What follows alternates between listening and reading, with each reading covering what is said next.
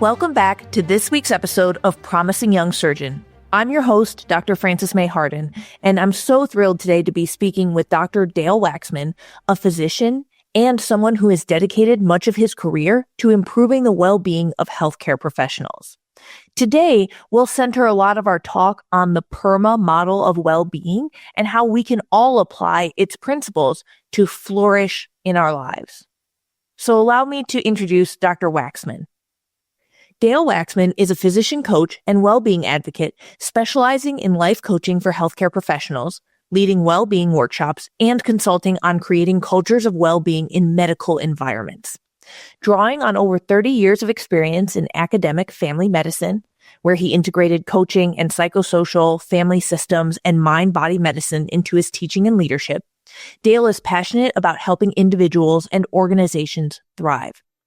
A professor emeritus of family medicine at Atrium Health, Wake Forest School of Medicine, Dael's career includes roles such as interim chair of family medicine, medical director of physician well-being, and medical director of patient-centered programming. Outside of his professional life, Dael loves spending time with his family, traveling, hiking, distance running, and kayaking. He enjoys reading literary nonfiction, is a coffee enthusiast, and is the fourth of 5 brothers, which is a fact that has undoubtedly prepared him to withstand just about anything that life throws his way. Welcome to the show, Dr. Waxman. Thank you, Frances May. I appreciate it. Really appreciate the opportunity to be on with you. Well, it's so funny because as I'm introducing you and, you know, what you do outside of work in your free time, I'm like, wow, you could probably kick my butt. You could out bike and kayak me, like for sure run farther than I could. I think that that's awesome that you're so active and really an outdoorsman. Well, to be sure, I'm also semi-retired, so I have more time when I'm not working than I used to. Although I did take up distance running in my 50s and was doing half marathons and marathons. That's quite a commitment to training. But it was also, boy, I'll tell you, that was a good decision on my part because it was actually a major stress reliever. It was a community of other runners and it was a stress reliever. But so I kind of got into that activity even when I was at my busiest. Wow. And had you run much before in your life? Like even at the high school level? Wow. So just from nothing. Pretty much. I did a little running when I was in college, is like a little bit, but I always hated it because I just hated it. And I kind of thought I ought to give it another try, and I went to a employee-sponsored wellness program, and they didn't have us like run. We actually did run-walk, and I went, well, I can do this. And one thing kind of led to another, and I just started. My initial goal was just to get into running a little bit, and then one thing led to another. I kept on doing more distances, and I don't have like time goals. I just like to finish and enjoy it. It's been a great boon to my well-being and my wellness as well, which we'll get into in a little bit, but the difference between those two. Oh, that's so cool. No, I'm very excited to get into it. And what I was hoping that we could do first is if you could introduce and really define for all of us the PERMA model. Yeah, I'd be happy to. If it's okay, I'd like to back up and just say what the difference between wellness and well-being, if that's okay. Because the PERMA model is a model of well-being. And so let me just say wellness and well-being, it's not distinctly defined, but the trend in the thinking is that wellness is kind of the more objective kinds of measures of our physical health. And they are things that are evidence-based. For example, we know that if we get 150 minutes of moderate exercise per week, we reduce our risk for cardiovascular disease. We know that a Mediterranean diet also reduces our risk for cardiovascular disease. There's a lot of different things. We know that blood pressure, if we keep it, healthy, helps us with our physical health, our objective physical health. Well-being is more of a subjective. It's more of a sense of how is it that I perceive that I am doing. So one could have really terrible physical health, but also have and so therefore low wellness, but really high well-being. And does that make some sense? Absolutely. Yeah. And that's helpful because I can really easily imagine the flip side though, where somebody would have maybe excellent wellness measures and maybe they keep their cholesterol low, they're doing all those things right, but then their well-being, the subjective measures, the human flourishing, that's lower. Exactly. And it's actually what I see the most in my physician clientele. Their wellness is okay to very good, but their sense of well-being about how well am I doing in life and that flourishing, if you will, continuum, they're not doing very well at all. And that's one of the reasons why I got into what is this well-being stuff all about. So, yeah, go ahead. Well, could you define really quick for us, just as we're talking about it, flourishing was a newer term to me as I was reading about the PERMA model and things like that. So, for those who haven't had that as part of their vocabulary, could you define flourishing for us as well? Not easily, but I will tell you this. I'm using it as the opposite end of the continuum from burnout or from just sort of dead in the water. So often in the literature, burnout, they'll use the word engagement or fulfillment as the opposite end of it. But flourishing is really this, I'm really experiencing a sense of fulfillment, a sense of joy, a sense of contentment with my life. And that doesn't mean that bad things aren't happening, but it's taking some perspective about those bad things and not really going down circling the drain on those bad things, but just sort of like, that's life. There's a lot of equanimity in flourishing as well, which is, it is what it is. And I'm comfortably moving through life with that equanimity. Does that make some sense? Yeah, that's beautiful. I mean, and I'm in. You've sold me. I would love to know. I want to have access to that. I think that I would rank myself as, thankfully, not currently dead in the water, although I've been there. That was me a few years ago. Now, maybe just alive in the water, but that's still a far cry from, flourishing, thriving. Sure. Yeah. And I think that probably it is not static. My sense is that we're, even in the burnout literature, that's not static. People who are burnt out, it's not like they don't stay that way forever. And they usually don't even stay that way for very long. And so that's probably true with flourishing too. We're just sort of dancing back and forth depending on life circumstances. So Flourishing is actually a book that was written entitled Flourishing by Seligman. He's the guy that is out at Penn who started really one of the main progenitors of the positive psychology movement. And that's where the PERMA model comes from. And so if it's okay, I'll talk a little bit about that so that flourishing kind of fits within this whole goal of the PERMA model. So again, there are different models of well-being. This is just one of them. And again, it comes out of the positive psychology school of Penn. And it is an acronym for 5 modifiable dimensions of well-being. Modifiable means I can do something about this. Again, it's about perception. It's not about what my body is able to do. It's really about my attitude, what I can do something about. So I can take you through each one of those parts of the acronym. That would be perfect. And I just want to clarify for everyone, this is not like healthcare provider specific. I know that you do apply it a lot, right? For your healthcare professionals and things like that, but it's like every single person, in my opinion, would benefit from this. Is Absolutely. that fair?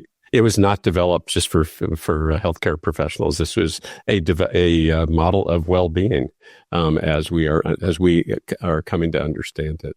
Mm-hmm. So the PERMA is PERMA, and P stands for positive emotions, which means if the more we are able to cultivate positive emotions, that also directly has an impact on our perception of our well-being. So what I mean by cultivating positive emotions is engaging yourself in either thought or experiences where a positive, not so much a negative emotion actually emerges. So a good example of something very concrete that cultivates positive emotions, many people have heard of gratitude journals.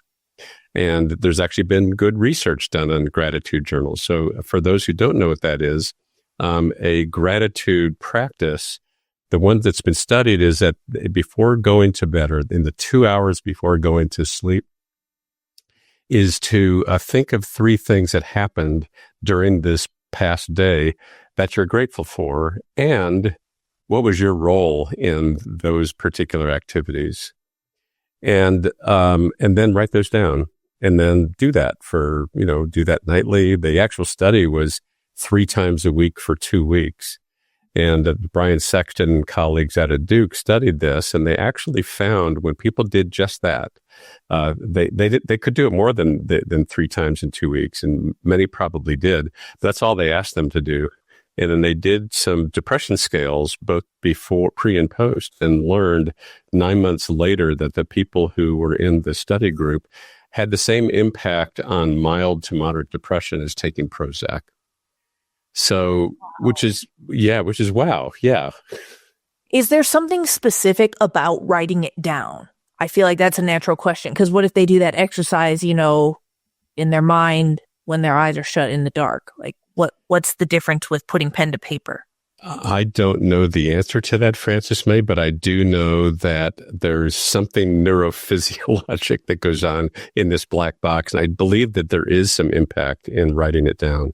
There's actually an app for this now. I think it's called 3 Good Things. So if you're not writing, you're actually tapping it in as well. What actually happens if you talk to people who do this is on a regular basis, they start noticing before the 2 hours before going to bed what they're grateful for. Just like as the day is going on, you start sort of noticing, oh, this is pretty cool. I'll have to remember that tonight, but you don't even have to remember it anymore. So it just becomes a practice. So that's a cultivation of positive emotions. That's the P. E is engagement, stands for engagement. And engagement is a way to think about this is that we all have activities that we get so absorbed by that we kind of lose track of time. So for me, these days, it's when I'm out in my kayak, and I literally will tell my wife I'm going out for an hour and a half. And then it's 3 hours later, and I think it's only been an hour and a half. And we all can relate to that. For some people, it's reading. Some people, it's walking. You're a surgeon, and I talk to some surgeons, they say it's being in the OR. When I'm actually in the OR doing my thing, that's when I kind of lose track of time. I'm so absorbed into what I do. So I think a lot of people like painting or some manual activities seem to be part of those as well. So the other part of engagement is this concept of flow. And athletes will tell you that when the challenge meets my ability, and I'm really good, and the challenge meets my ability, I kind of get into this flow state, which is also engaging. And we hear athletes say, it was sort of effortless. The ball just went into the basket. And I'm sort of in this flow. I'm in the zone is one of the other ways to describe it. So the challenge is that, for busy people, and I work with a lot of physicians, with respect to engagement, one of the suggestions is, you already know what that is that absorbs you, so go do that. Well, not everybody has 3 hours to go sit in the kayak, so what this really becomes, though, is it really kind of breaks down into mindfulness, which is another thing that I've studied. And my friend Ron Epstein, who wrote the book Attending, which is about mindfulness in medicine, one of the things he taught me, we were fellows together at the University of Rochester. One of the things he taught me was one of the ways for him to kind of clear himself from the previous patient was when he was seeing patients, when he put his hand on the doorknob for the next exam room, he just paused and dropped into himself. And it was a way of grounding himself and being present, letting go of that last patient and then being really present for himself. And they started clearing that away and then going in with the next patient. So it's a mindful moment too. And when we cultivate mindfulness, that also takes us to that sense of engagement as well. I think that that's great. These clinic days can be so busy and it feels like the rat race a little bit. So even to break it up with mindfulness cues like that, I think that that's very interesting. One book that I want to plug really quickly, because as we're talking about quote unquote, the flow under E or engagement. I'm reminded of this book I loved, which was called The French Art of Not Trying Too Hard. And a lot of the book, it was this cool guy, and he dedicates multiple chapters to what you're describing and calls it the state of grace. Athletes have it for sure. Physicians, like any of us, can access that flow state, but it's this perfect balance and it's the state of grace. Of course, it's transient. No one lives in that 24/7, but it was all about accessing it, having access to it. Oh, I love that. That's great. I'm gonna use that with your permission when I talk about this again in the future. That's awesome. So moving on, the R part of PERMA is relationships, and we are social beings, and so we are sort of designed to be in relationship with one another. What this is really about positive relationships. So what that means is that we are all in relationships with others, and there's always a give and take in relationships. And over time, usually that give and take kind of balances out when we're in pretty healthy relationships. If over time we're giving more than we are taking, that is not a healthy, not a positive relationship. And one might need to look and make some changes about that. Sometimes that means severing the relationship. But what this is really about is cultivating the positive parts of relationships. So putting we're in balance with one another, but how do we make it even better?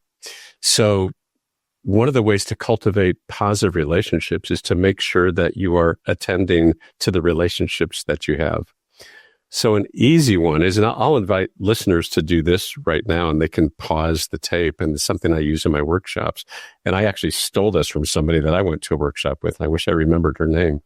But it's actually take out your phone and text somebody right now that's in your contact list, somebody that you appreciate, and specifically tell them why you appreciate them. I appreciate you because you dropped everything and met me for coffee, last Sunday because I was having a bad day, or whatever that is. And they're going to get it in an unexpected kind of a way. But that's a way to cultivate a positive relationship. I invite people to do that so that you can pause and then do it. And while you are doing it, notice the emotions that you're experiencing as you're typing the text. And then if you get a text back, notice the emotions that you're experiencing then too. And so pause now and go do that. And then you can come back and tell us, how that went. So I actually do that at a very regular basis. I am now, when people come to mind that I haven't thought of in a while, I just sort of say, this is the collective unconscious that is bringing us together.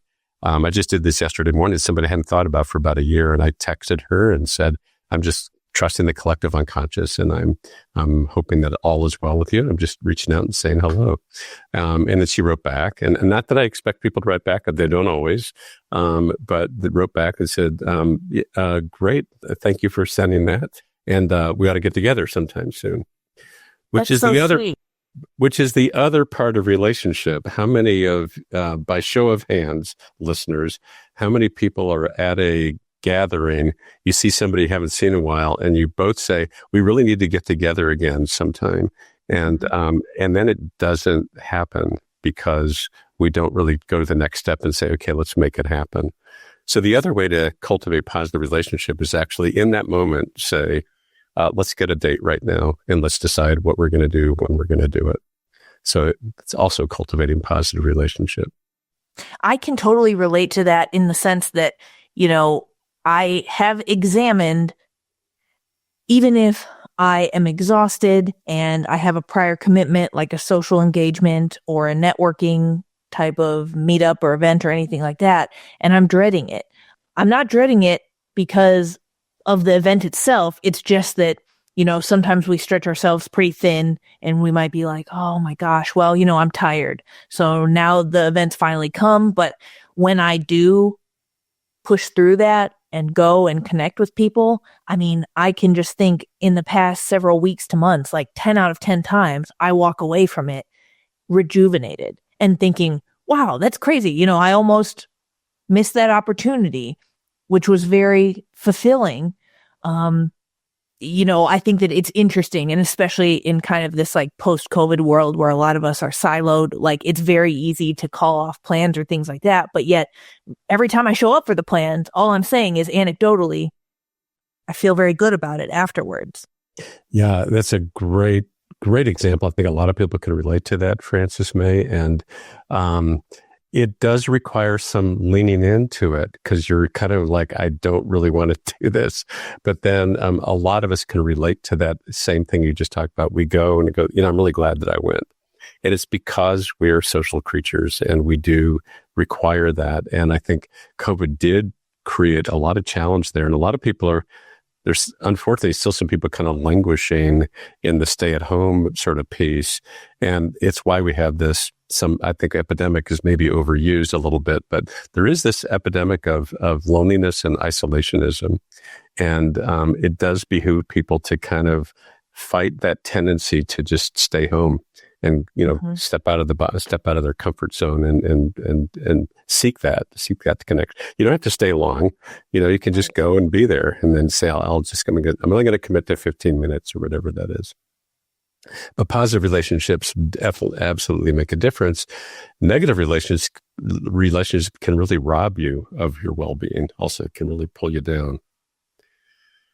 The M part of PERMA is meaning, and because I work a lot with healthcare professionals, I think that this is one of the main, not doing what is meaningful, why we went to medical school or when we went to nursing, not being able to do as much of that as we expected, is what is one of the major contributors to disillusionment and on its way to dissatisfaction and burnout.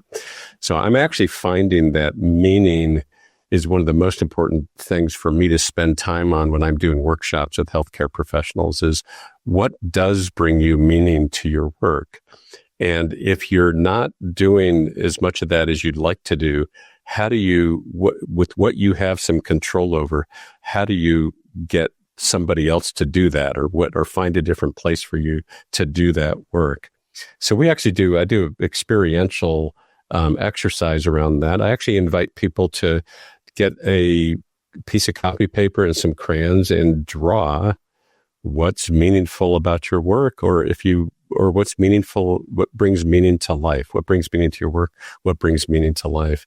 You don't have to be an artist. You can just doodle and just see what sort of shows up. And then how do I approach that even more than I'm doing right now?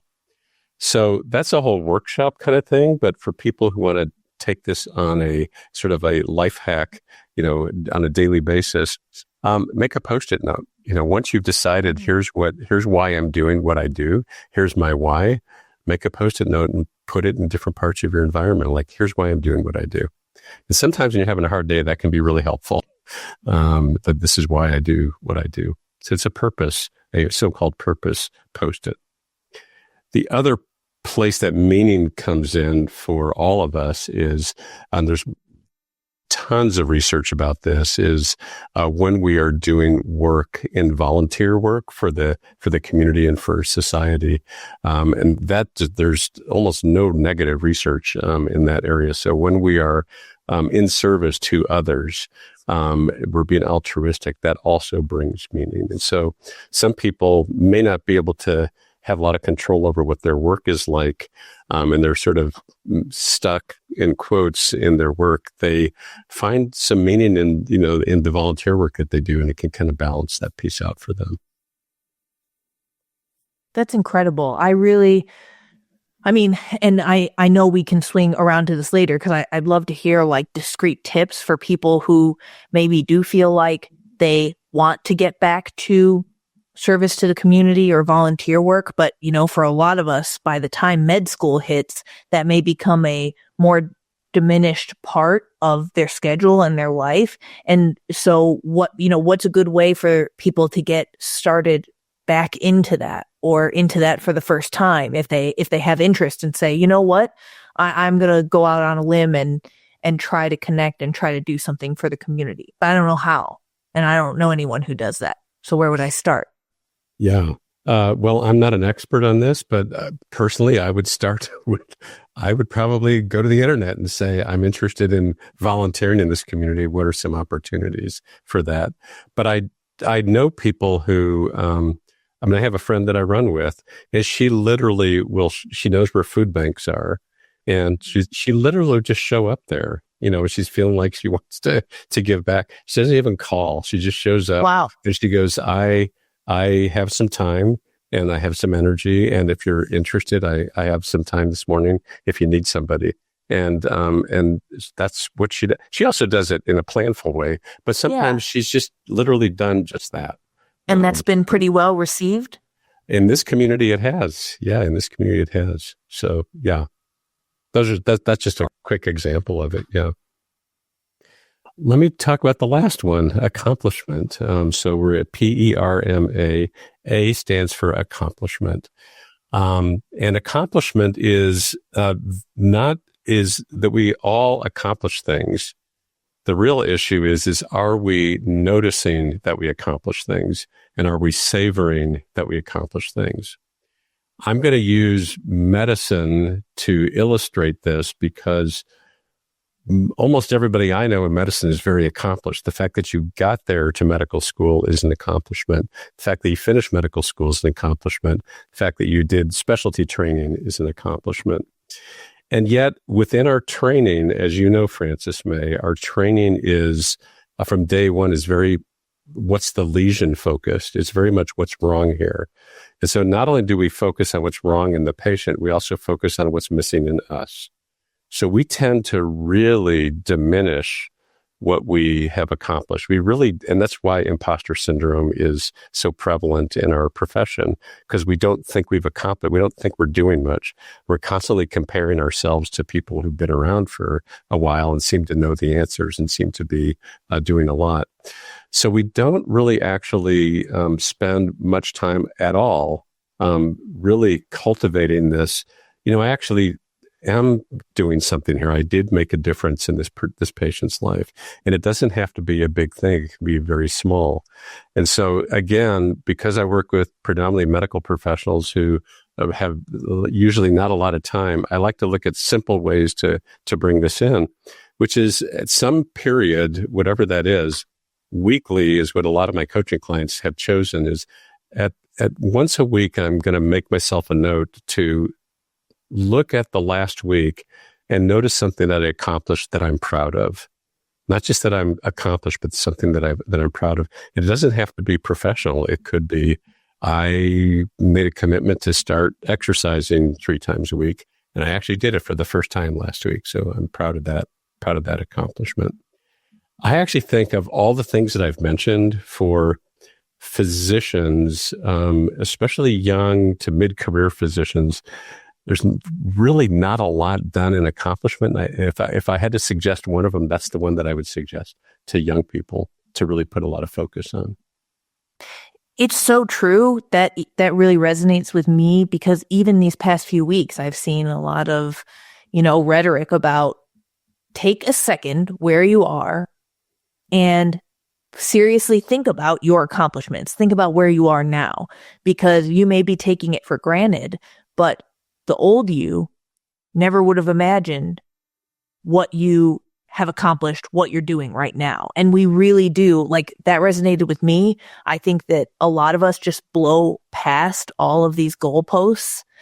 For a lot of people and for a lot of medical and surgical training, the mountaintop is being an attending. Like, okay, well, so, I really do think that I did not savor, I just blew past every, landmark on the way here, and not to blow up everybody's spot. But, being an attending is not all it's cracked up to be. And being an attending, becoming one, doesn't mean that your problems just magically disappear by any means. And so, I do think that I love that you called out this accomplishment reflection and work specifically. If I might, I want to share a story about my own challenge with this one. Yes. I literally, it was close to when I retired from clinical practice 3 years ago. And a few months before I retired, I had a patient come in. And so a little bit of backstory, I followed a family. I was in family medicine. So I followed an entire family for 20, 25 years in this one practice. So I had 3 generations of the family. And the grandmother, I think I saw her the most, but her daughter was in her 40s and a very healthy young woman when we diagnosed that she had a rectal cancer, actually. And she was kind of in denial, and I kind of pushed her to, we need to look into what the bleeding's all about. And it turned out that she had rectal cancer. And then so she got treatment, and she's in remission, and she's doing very well. And she's actually a nurse, and back to practicing yoga and her vegetarian lifestyle and all that. So her mother, a couple of years later, said, "I just want to say thank you. You saved my daughter's life." And I can imagine what a lot of physicians did, what I did, which was I was just doing my job. I really minimized it. And because that's really what I felt. I genuinely felt like, that's what I'm supposed to do. So it's not like a big deal. Well, it was a big deal for her. And she kind of let me have it in a gentle way. She just basically said, "No, I need you to hear, because of what you did, my daughter's still with us. And that's very important to me. It's important to her kids. And I need you to recognize that." And so, there's also some damage that we may be doing to our patients for not accepting their gratitude as well, is one of the things that I learned. So number one was I didn't really see it as much of an accomplishment. And number two, I kind of robbed the patient and her family of being in this relationship of gratitude for it. And not that I'm anything special. I did what other physicians would do, but I did it. And that's what's important to them. I didn't not do it. And that's what's important to them. Right. It's very interesting. And that really hits on for me, this, like, the physician-patient relationship is a two-way street. And, I believe it. I myself have been a patient, I've been a family member of a patient. And so, yeah, it's like we do want, as patients and family members of patients, some of that two-way road to be open, I think. Yeah, I think if I were saying thank you to a physician for doing some pretty amazing thing for a family member, and they just sort of blew me off, that would not feel like a two-way relationship to me, So that's a learning that I had through this. No, it's a great point. And I think I had a very cute older lady. I know you're not supposed to have favorite patients, so I guess Grace cut this part out if you're not allowed to say that you have a favorite patient. But she's one of my favorites, and she has a head and neck cancer that's in remission. She's doing very well, and I just saw her for follow-up this morning, and really, like, the sweetest lady. She cries every time she sees us, happy as a clam, doing very well, kind of post chemo RT. And we really, I feel that two-way street with her and our patients like her, where we live in an area where there's a lot of head and neck cancer and not a lot of ENTs. And so, bringing us back to accomplishment, I hope that you are able to see that you've accomplished something very important for that patient. And that's one of the reasons why she's who she is and why it engenders some of the feelings that come up for you. But you had a part of that. And that's what I'm talking about. You had a part of that. Yeah. And I think even to wrap, like, the PERMA introduction and then tie together, like, meaning and accomplishment, just one thing that has worked for me, it has gotten me through difficult days in my years as an attending. It's gotten me through difficult days. When interactions like that happen, where, let's say a head and neck cancer patient comes in and they really, they express their gratitude, or they say, like, give a little card, or let's say that it's just literally some kind words from them, then I will add that to my quote unquote spirit list, which, people can name their collection or their box different things, but it just basically, for me, it's things that make me feel centered, like myself, like I'm alive. And because there are days where, nothing gets added to the spirit list. I'm like, that was a tough day. That was a tough week. But any of these glimmers or or periods where I feel the accomplishment. I feel that my life has meaning. Okay, well, I save that in some format, because guess what? That's going to go into storage for like a day where I'm really struggling and I feel like my life has no meaning and I feel like a bad doctor and I feel like, I'm not contributing to society. Okay, well, I have a spirit list for that. You're putting deposits in there. Mm-hmm. Which is great. I think we just sort of, that's a great way to think about accomplishment as well. And actually, in several of these is to actually, to pause, think of those, put it into your spirit list or put it into, I actually had a nice letters file or a nice notes file. Oh, I love that. I still have notes from when I was a resident. It's there. And I imagine that when I was feeling really lousy, I'd go and look at it. That's actually not what I do. I just, every once in a while I run into it and I go, oh yeah, that's pretty cool that I do this. But it is a bank, it's a little bit like this investment that you put money into this investment, like it's going to grow and then I'm going to go and look at it someday and pull it out. I think that's lovely, your spirit list.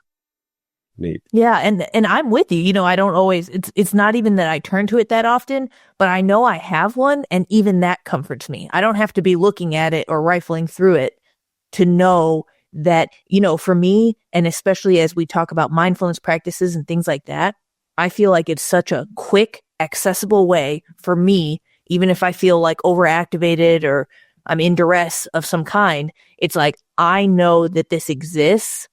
And I know that whatever maybe unpleasantness I'm feeling right now, it's transitory. I know that because I have some evidence that there are other kinds of times. I'm like this very literal person who sometimes has difficulty I don't have, or especially in the past, I really had no object permanence. So every time it was a bad day or a bad half day, I really would walk away from that saying, I have a bad life. So I think especially for people who maybe can relate to any of that object permanence type of issue, it's so helpful to have evidence to prove to yourself. Yeah. And even if you don't have tangible evidence, you put some intention into filing that away somewhere and storing it somewhere, even if it's in some neurons in your brain. That's a lovely investment. That's got to do. We're going to have to think of another letter for the PERMA model, Frances May. I don't know what that's going to be. The bank. S for spirit list. Yeah. B for I love that. Yeah.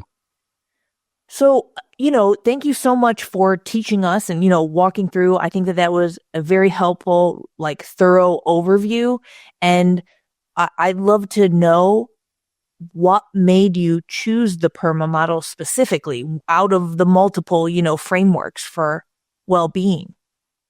Yeah, great question. I have been working in this professional well-being space before burnout became a household term. It was back in 2009 or so, and it was a little bit of an accident. That's a whole story. But what I found is, first of all, I was sort of talking about burnout, and then the audience of mostly physicians would be depressed because the statistics are not great about it. So I decided, I don't want to talk about burnout anymore. I want to talk about what do we do for antidotes for that, or how do we prevent it? And so I was looking for things that, what actually boosts us up, what creates fulfillment, what creates the word that you used when we first started. Flourishing. Flourishing, yeah. What creates flourishing? So I started looking for things that I could be talking about, so that I wasn't just talking about burnout. And I said, I just don't want to do this, or it's depressing. And can I get people to experience some of it in a workshop or even in a lecture? And so that's how I landed on it. I said I want to look for different models of well-being, and I want, as a family medicine educator for many years, I'm very aware that I have to do little life hacks. These have to be simple things that you can integrate into your life. Because if it's a big thing, it's just not likely going to happen, not in a resident's life. And for most physicians, not in their lives either. They're pretty much committed to all the hours of the week. And so I like this model because there are lots of little things that you can do that don't take a lot of time. You don't have to do all of them every day. You don't have to do all of them. You don't have to do any of them, any day if you don't want to, but they're available to you. And it is true that the more you practice on some level, like the gratitude journal is a great example.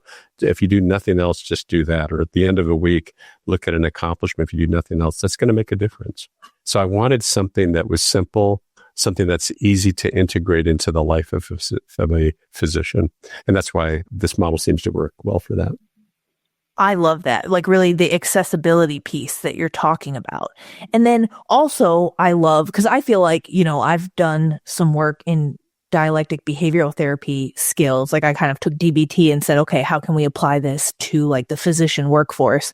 But I selected it for similar reasons where I feel like it offers a ton of little tips and tricks, and the same one is not going to just work for every doctor out there, for every individual out there. And so I love, being able to provide like, okay, well, here's 3 tips in each of these buckets, and you can pick and choose, what resonates with you. But especially I think for the really overwhelmed person, like the busy, overwhelmed person, you may feel like you're drowning a little bit, at least on some days. So having extra homework, which is like, okay, I'm going to give you a high level view of this. You figure out what that means to you and you figure out ways to implement it. It's like, that's a big ask of someone. Yeah. Whereas giving them the buffet line and then they can make it work with something, I think that's very powerful. Certainly better than doing nothing. Certainly better than doing nothing. And yeah, again, it's incremental. Incremental does work, especially if it becomes a practice, and especially in a regular practice. So yeah, absolutely. I know that you mentioned that for a lot of young doctors, you spend a lot of time often working with them and kind of focusing on that missing accomplishment piece, or, if not missing, maybe like very diminished. And so I guess that I would love to hear, like for all of our listeners, which may or may not be like in healthcare directly, it's like for that person who's struggling, what do you think are kind of good gateway or entry level, like, okay, try these 3 things this week, regardless of which of the PERMA 5 buckets it'll fall into. It's just like, where's a good place for someone to start if they really are new? In terms of cultivating their own well-being. Mm-hmm. Yeah. So, this kind of a generic person with so it'll be sort of a generic response. I mean, I will say that I kind of tailor it to, when I'm doing coaching, I tailor it to what's the part that seems to be missing. But if I had to, I think the easiest thing to start with is gratitude. And it's that, and there's even meditations about that, but the gratitude journal really create this opportunity to spend some time reflecting on what am I grateful for, just pretty quickly shifts the tone and the sense that we are how we are and how we're carrying ourselves through the world. It shifts it pretty quickly from everything is negative and, life is terrible and this isn't working and that's not working. It's easy to focus on the negative. When you're each night spending some time thinking about, here's something to be grateful for. I mean, when I started doing this, Frances May, I wasn't doing it on a regular basis, but as an example, I said I started running and I went, like every time I run now, I realize that I can run. Not everybody can do that. There's some people who can't walk. And I'm grateful that my legs are working. And, it's not just about not taking it for granted. It's a whole other level of that.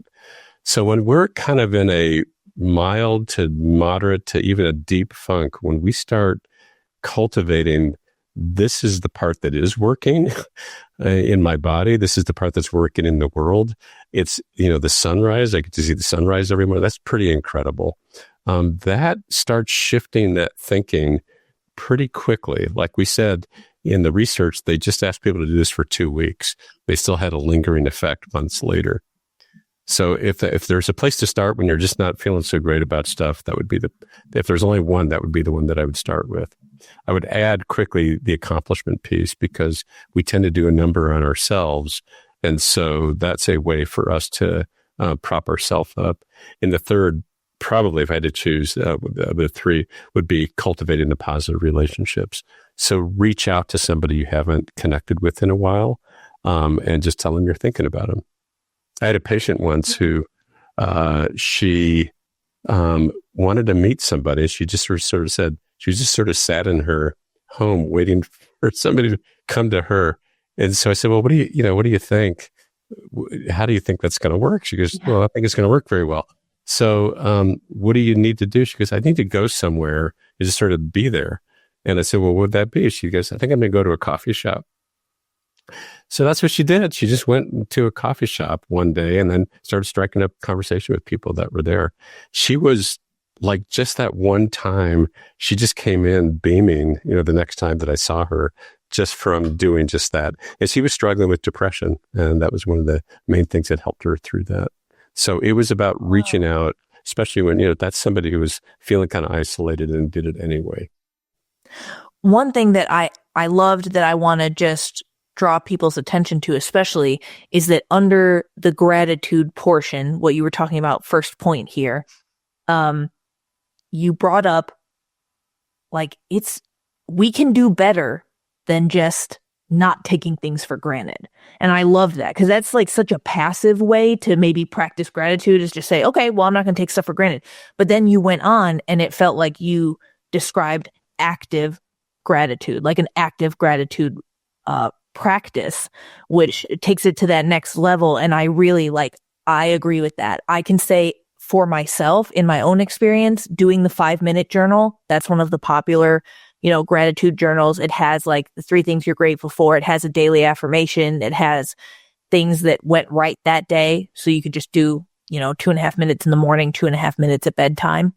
That definitely did change my life. And I used it inconsistently starting at the end of my residency, maybe just could do it for 2 months. Then I lost the plot for a few months, used it again for a few months. But yeah, I definitely I did find that palatable. I found it accessible enough, and it did start to change for me, my own mind.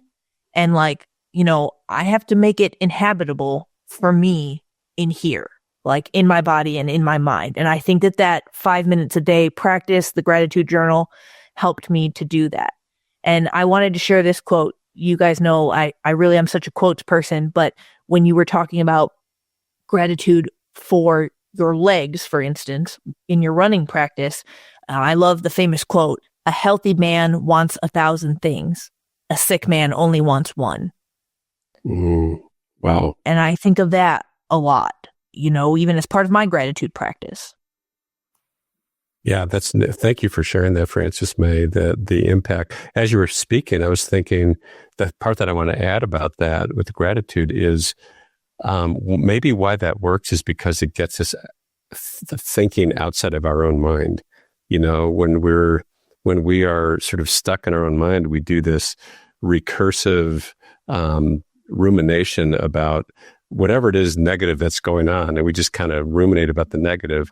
This sort of takes us out of that, right? And so it offers perspective, and perspective taking can be very healing. It's like, well, wait a minute, it's not all that bad. And this doesn't happen overnight. I'm sure it didn't happen overnight towards the end of your residency, but you probably noticed within a few days, there's just even a small, subtle shift of, this is interesting to actually take this kind of perspective.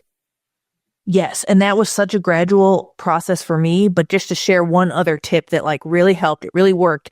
Something that was more of a metaphorical slap in the face came from therapy. And it was when I was at the end of my PGY4 4th year of residency. So I was at pretty much rock bottom, and I was in therapy, and we were doing so much work with the thought distortions. I was just I was not even a human girl at that point. I was 10 thought distortions, in a trench coat. Like legitimately, it was a mess.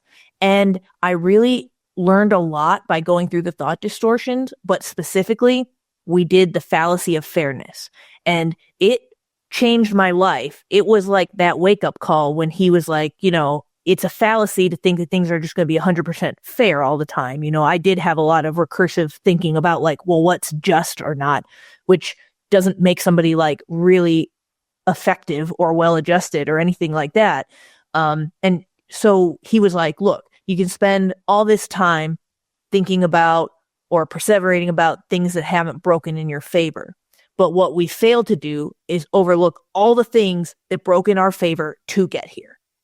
Because like you're still sitting here in this position today. And like, I mean, what hundreds of things, thousands of things can we look at that just broke in your favor for you to be here? And I really like that changed my life. Mm-hmm. Yeah. Neat. Perspective. It's about perspective taking. One question I have for you, and because I definitely appreciate what you're saying, and probably the more specific that we can be, the more that we can get deeper into these items. The relationships, the R of PERMA. I definitely, like, I agree. I've seen a lot of the literature. Like, I'm not arguing. I know that this is so important. But here's me playing devil's advocate, and I know still very acutely what I felt like all those couple years ago, which is that when I chronically did not feel psychologically safe, I found it impossible, just about impossible, to connect with other people, to have a relationship, to sustain a relationship, to be a good friend or partner or anything like that. And I do think that like I just reached such a difficult point that I was like, I never felt safe. And I was like, the world is not safe. And I didn't find other people to feel safe. Like interacting with other people didn't feel safe. So I guess my question would be, for that person who's struggling, it's like, it was hard for me to bridge and I kind of had to circumvent it. I had to like work on other areas of well-being to where I felt like it could even be safe or sustainable for me to have a connection with another person or to show up in that way. Yeah. If I hear you, there's a little bit of a question, but I actually think you answered the question from what I'm hearing. Well, it's what I did, not expertly, but like. Well, yeah, I'm not an expert on this, but I would say that if things are that difficult in terms of the energy required to interact with another, even if it's trying to cultivate a positive relationship, you're too bereft of that energy. I think you did the exact right thing, which is let me focus on some of these other things. But also, I would invite listeners to notice, like you did, I need some outside help here. That's a point at which if I'm having trouble being human, which is what that really is, I need to be seeing a professional to help me be human again. And so I think you did, and I heard you say you saw that you were in therapy, and that was the right thing to do. I would see that as a signal that I need some more help. I wouldn't say lean into it and do it anyway. Mm-hmm. Because it was just too painful for you to do that. Yeah, it really was. So I think that that's great advice. And again, like I was lucky. I was lucky to be put into therapy, encouraged into therapy, because that was not like very intentionally thoughtful or well designed by me. I was lucky. I had like support in my life. I had a husband who was like, I will take you to therapy. Like I'm going to gently under like house arrest, invite you to be driven by me to therapy. And like, I like, that's a little bit of an exaggeration, but I had that help. And so I think that it is good for people to hear, because I didn't really think of that as a warning sign. I mean, I did think warning alarms are going off every day in a myriad of ways. So I would not have been able to be like, you know what? It's that I'm so over threshold that I can't connect with people. That would have been like number 100 down on my list of kind of like basic needs that were setting off alarms at that time. Yeah. I agree. Well, I'm so grateful to have this conversation with you. You know, I do think that you're kind of like a repository of wisdom on these very important topics that impact all of us. In terms of what success looks like to you, I'd love if you would, share at this point in your career what that looks like and how even maybe that definition has changed. Wow. Really good point. So I guess I'm in the, I have to think about success, as you're asking the question, I think of, how success was defined when I was exiting, undergraduate school and going into med school, which is a good while ago now. And how that was culturally, what was success and what that was in my family, what that was for me, what had I introjected as what is success. And very much so, it was very much around, and some of this was gendered as well, which was very much about professional success, not necessarily monetary, but just that, you were a professional and you were gainfully employed as a professional. And I would say that, from this vantage point, there's a whole lot that was given up as a result of that. There's a lot that was sacrificed, and not that I wasn't aware that there was going to be some sacrifice, but there's definitely some sacrifice around family, personal well-being. I mean, I didn't get into well-being by accident. I had my own issues with burnout. I had my own issues with therapy when I was a resident as well. And so what I think success is now is the ability to feel most of the time that I am feeling fulfilled in my whole life. And the professional piece is just a part of it. And it's not, there's going to be good days and bad days, and it's not all roses and, rainbows. That's not it. It's over the big picture over a year's time or several years' time. Most of the time, am I feeling filled up by what I'm doing, by how I'm being with my family, with my friends, with myself, and with what I tend to spend a lot of my time doing? Do I mostly feel fulfilled with that? That to me feels more successful than some of the other tangible things that were defined for me way back when, the way the success was defined. So I think it fits pretty nicely with this well-being model as well.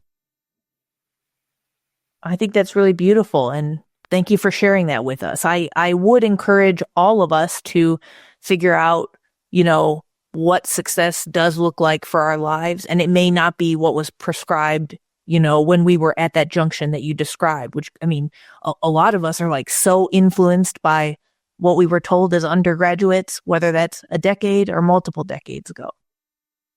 In my case, multiple decades. Oh my gosh. Yeah, me too. I'm getting there as well. Well, thank you so much, Dr. Waxman, for being here today and for sharing your wisdom with us. Where can our listeners find and connect with you online? Yeah, so I have a website. It's DWAXMAN coaching.com. Or you can drop me an email, and it's just my name, DAELWAXMAN@gmail.com. Either way. Thank you so much. And we'll include those in the show notes for our listeners as well. Follow me on Instagram at @francismay.md and @rethinkingresidency. Visit my website, rethinkingresidency.com, to learn more about resident physician stories and ways that residents can most effectively navigate the game of residency. Thank you for tuning in to this episode of Promising Young Surgeon. If you enjoyed the episode, please subscribe, rate, and leave us a review. And I wish everyone the best as we continue on our journeys towards well-being. If you'd like to submit any questions for future episodes, email me at pys@heyinfluent.com.